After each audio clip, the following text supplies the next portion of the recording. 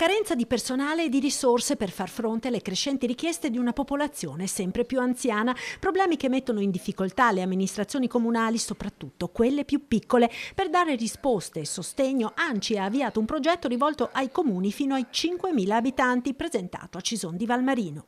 Parte un grido d'allarme che riguarda un po' tutti i comuni da un punto di vista normativo e di finanze, ma in particolare i piccoli, perché si vedono molte volte costretti i sindaci a guidare lo scuolabus, a mettersi in gioco in prima persona per garantire proprio quei servizi che gli vengono richiesti, come a noi dei grandi comuni, dai loro cittadini. ANCI affiancherà quindi i piccoli comuni, oltre 230 quelli coinvolti sui 1.700 totali che hanno aderito, in un percorso per aiutarli nelle molteplici attività.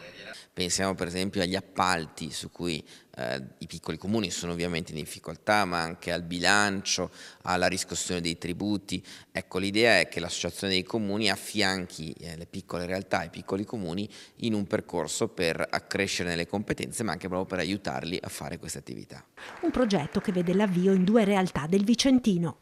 Uno è Nove, l'altro è Grisignano di Zocco, che faranno da aggregatori per molti altri comuni proprio per implementare e portare avanti questa sperimentazione di collaborazione fra amministrazioni seguite però direttamente da esperti e tecnici messi a disposizione da ANCI. Politiche di trasporto locale, servizi sanitari, digitalizzazione, anche i piccoli comuni devono essere in grado di stare al passo, altrimenti lo spopolamento, specie nelle realtà di montagna, sarà sempre più grave. Dal canto loro i comuni più grandi, come i capoluoghi di provincia, hanno un ruolo importante in un'ottica di sussidiarietà. Abbiamo anche in questo caso 2 ottimi esempi in Veneto, da Treviso e Vicenza, che hanno creato la Grande Treviso e la Grande Vicenza, dove i comuni più strutturati, che hanno maggiori competenze, si mettono a disposizione per i comuni dell'Interland. Treviso ha aggregato 20 comuni, con Treviso sono 21, dove condividiamo politiche ambientali, urbanistiche, di mobilità, mettendo a disposizione quelle che sono le competenze interne, quindi i dirigenti, i tecnici,